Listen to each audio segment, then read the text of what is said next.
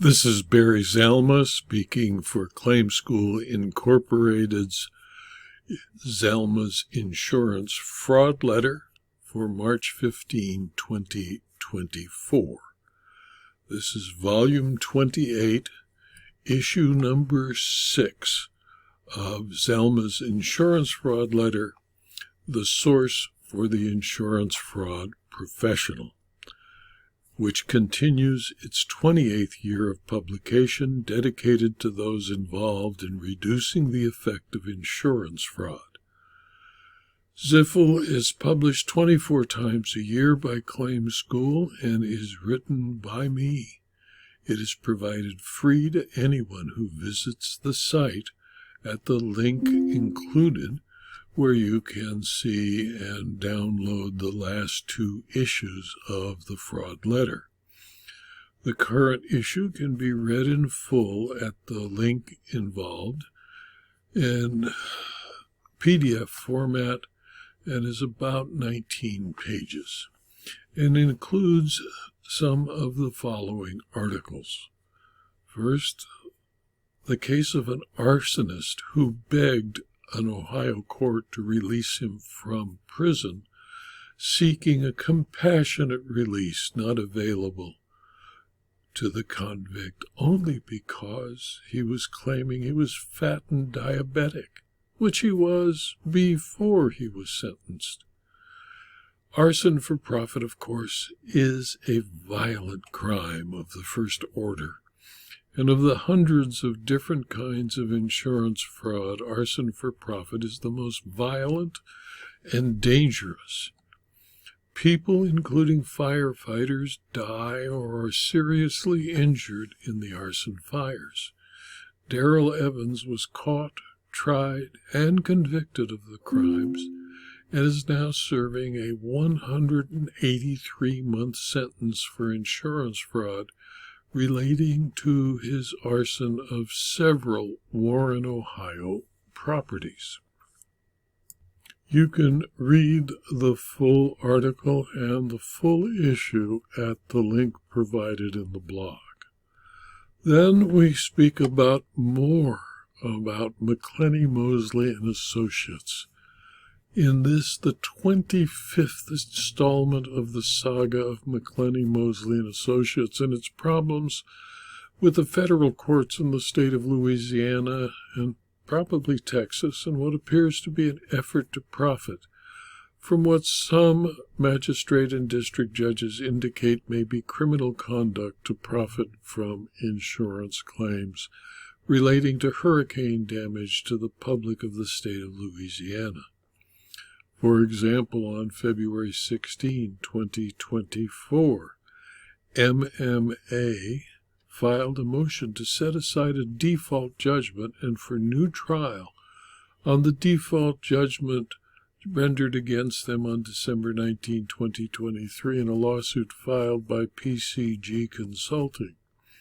MMA at the time was represented by the reputable firm Phelps Dunbar LLP, who also represents the insurance industry on many matters and had to move to be relieved of that representation because of an alleged conflict.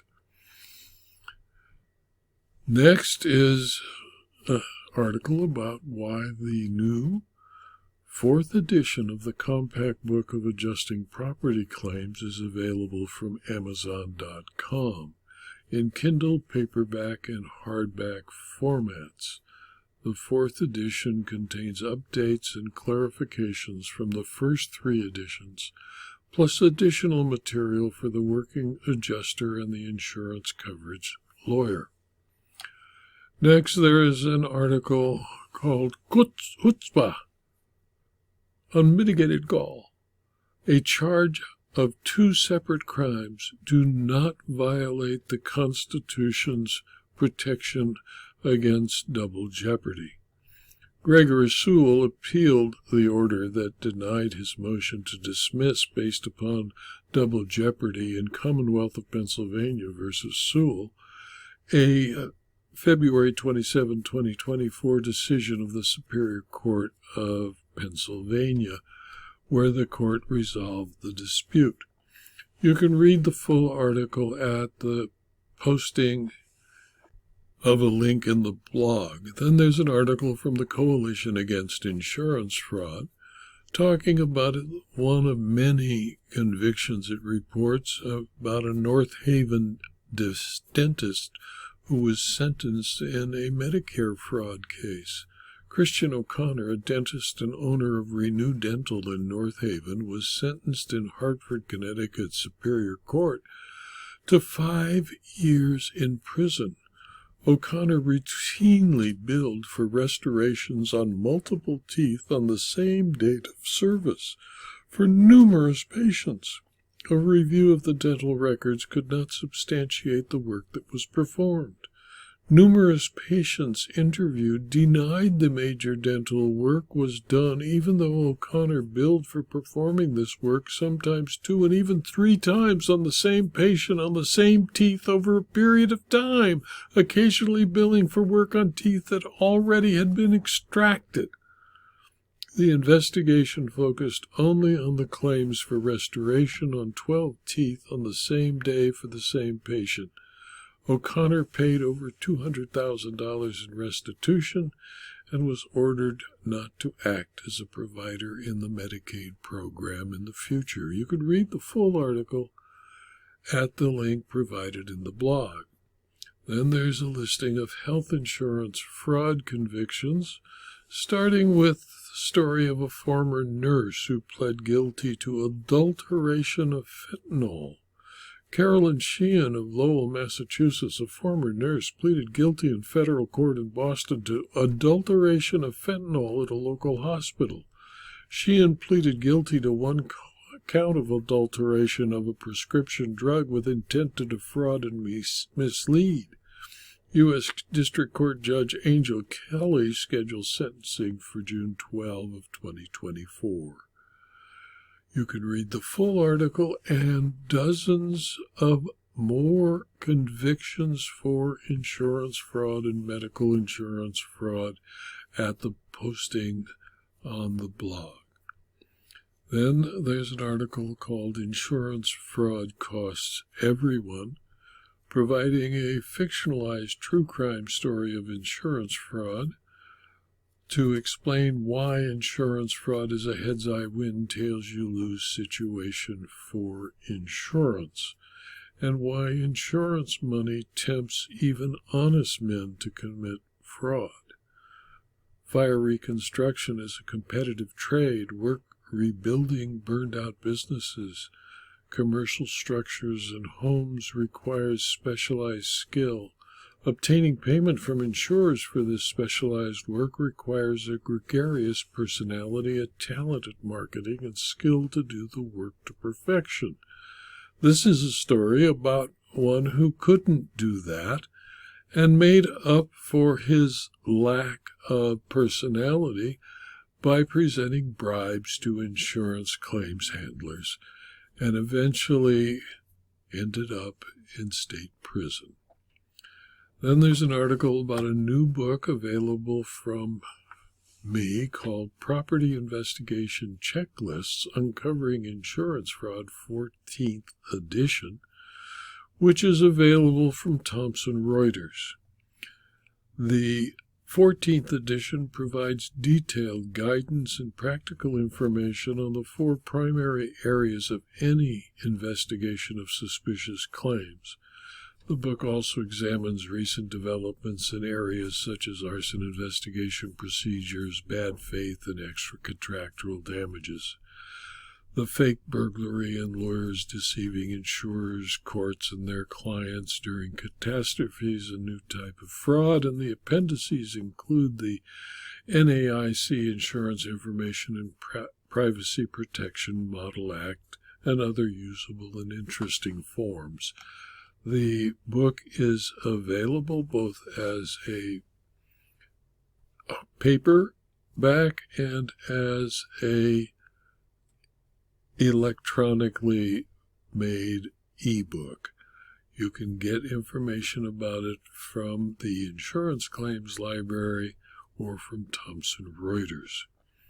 Next is a list of other than health insurance fraud convictions, starting with how 9 men stole 45 cars over 6 months during COVID and got caught. New York Attorney General Letitia James announced the guilty pleas and sentencing of 9 members of a Bronx car theft ring for their roles in the theft of 45 vehicles during a 6-month period.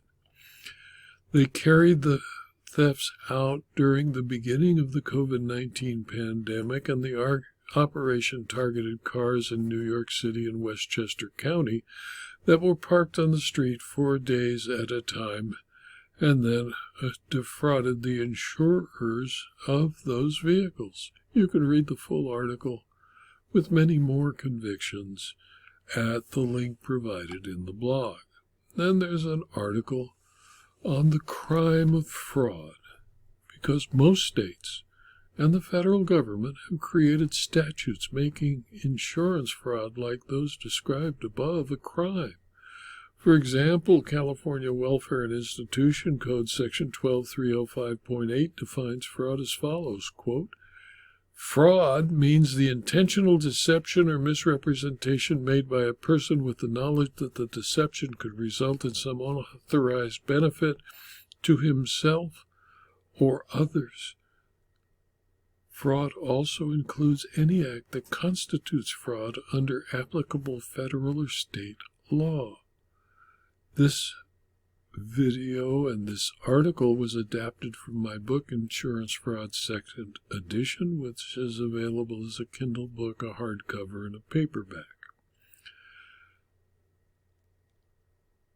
This video was, of course, adapted from my posting of Zalma's insurance fraud letter for March 15, 2023, which I hope you will find informative and useful. Thank you for your attention.